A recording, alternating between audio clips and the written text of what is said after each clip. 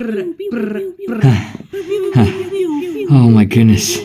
We were fools to think we could resist the Germans as we tried. If only there was a way to go back. I could fix things and maybe save my country. Huh? Who's that? What's good, my G? Oh my god, it's Albert Einstein. It's Albert Einstein, oh my god. You're goddamn right. I need your help, man. Alright, so I got this time machine over here for you. You can go back however far you need to save your country. And by the way, how far would that be? 1936.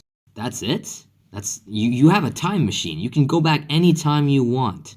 No, but you see, that's where the playthrough starts. Every single time. The what? You wouldn't understand. Whee! Hello there guys, welcome back to another video.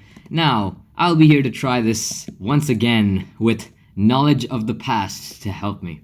And so, I realized that the only way to finish this challenge is to complete it before September 1939, before the Germans and Soviets kill me together. And so the first thing I do is even quicker than last time, I invade Lithuania, of course, as being the first easiest targets. I mean, even in both timelines, Lithuania gets invaded. And so as soon as that invasion is over, I immediately recruit new forces. I recruit new forces and send them onto the border with Latvia. Of course, I annex Lithuania immediately afterwards. So now, supplemented by my new forces, I declare war on Latvia. And this war also goes by pretty quickly. They managed to actually invade and attack a few places. Of course, this is probably due to the fact that I'm kind of rushing this invasion. But that being said, I still attack. And of course, I'm able to move my troops around and finally win in the end. And so now my northern campaign is complete. And with that, I move my troops down immediately to prepare for the invasion of Czechoslovakia. And of course, before I continue on, I of course assimilate my territories. Need to get these people on my side if I'm going to continue, and I increase my military upkeep and in administration and all that. And soon I use my remaining money to raise an army to invade Czechoslovakia. Now you might think this is much smaller than usual, but again, I am not really one with time. And of course, even then, the Czechoslovakians managed to even beat back my forces, but of course, I'm able to maneuver my troops and raise some new ones just in the nick of time to fight back. And with that, I continue my advance into the country, soon taking over Slovakia and making it to Czechia, where, of course, I'm able to basically just conquer the whole thing. And meanwhile, over on the other side of things, France was being murdered ahead of schedule. So I guess me coming back in time was really something that messed up the timeline completely. And yeah, that just completely fucked up the timeline. These are the butterfly effects when you do time travel, guys. You know, it's never a good recommendation to do time travel, but in cases as dire as this, it's necessary. We're gonna save Poland for once. For once, right? So then, oh yeah, and right now, Austria just got Anschluss. That I guess is inevitable in every single timeline, which is honestly quite depressing.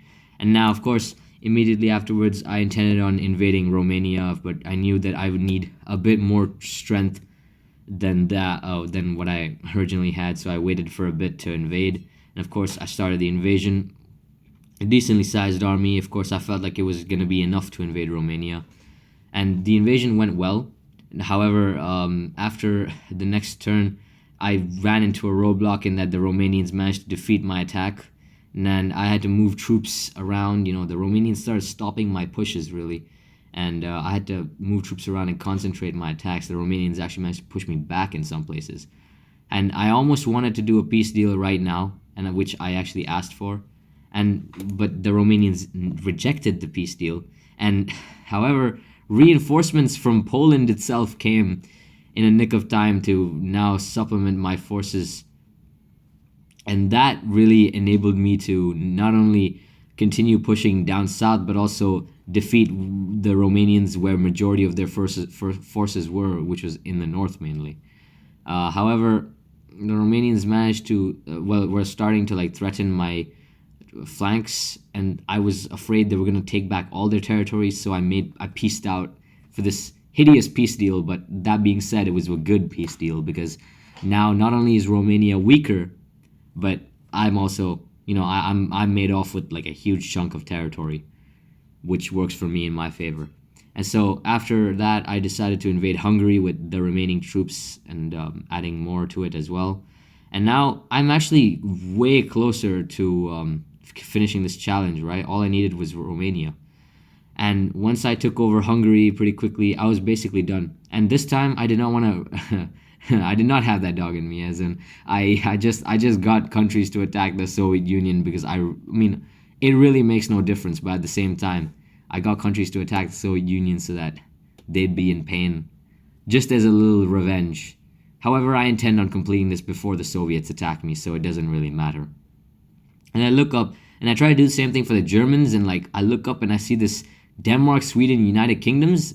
This perplexed me. I was so confused as to what that was, but nevertheless, I decided to continue, and all I needed now was just Romania. And so what I did was I decided to release Bulgaria, the democratic Bulgaria this time. I'm sure you guys remember when I did the monarchist one, but yep, and I mean as in the Greece video.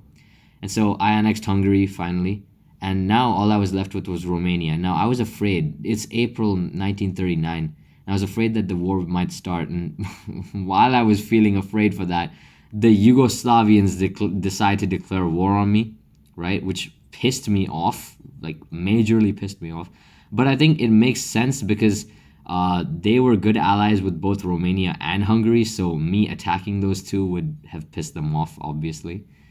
And the problem was that I had not assimilated Hungary, nor had I assimilated my Romanian territories, and so I had to recruit quite far away from the front line, which made recruiting a little bit annoying. Meanwhile, Germany was getting attacked from all sides. I decided to help with that and continue causing them pain.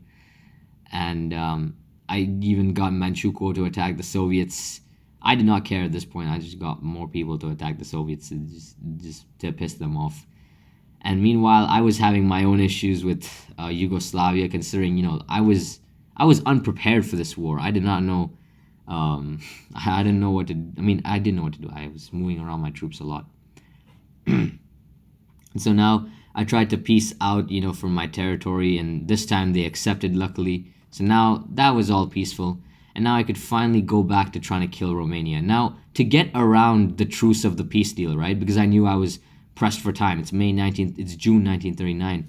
What I ended up doing was I got them to declare war on my puppet Bulgaria, so that I could join the war in to defend them, and therefore I could declare war on Romania ahead of time in the truce, which is a really great way to, get over the truce, really. Just create your own vassal state and have them declare war on it. Boom, instant war justification. If you want to, yeah, you can just call it a war justification, but you can just immediately trigger a war. And so I was able to take over all of northern Romania. However, in exchange, Romania kind of just took over my puppet completely. Now, I kind of just sacrificed my puppet for the whole of Romania, but honestly, I didn't really care. I just took what I needed, and then I saved my puppet too. So I was able to do that, and just like that, I formed NEO-INTERMARIUM. However, we ran into one problem. The United Kingdom had declared war on us for some reason, and the issue with that is that I can't form Intermarium unless I'm at peace. However, in just a matter of few turns, I would be at war with the Germans. And I tried to look at the current wars to see where my war with the UK was, because it wasn't showing up, right? It was this weird glitch. And I kept trying to press peace negotiations, but it wasn't working. And I honestly, guys, I'm telling you, I tried this for the next minute or so, but I couldn't do anything about this. I couldn't just invade them, because the war didn't even show up. And I tried to peace out or whatever, and that didn't work either. The button was legitimately not working. And of course, I couldn't force a peace, because then I'd be invaded by then. And so, you know what? I'm considering this finished. Okay, guys, I took all the territory. I don't need to necessarily form the thing. Okay, I feel like this counts. All right, I can't do anything about this. So yeah, I hope you guys enjoyed this video. I will see you all in the next one. Bye bye.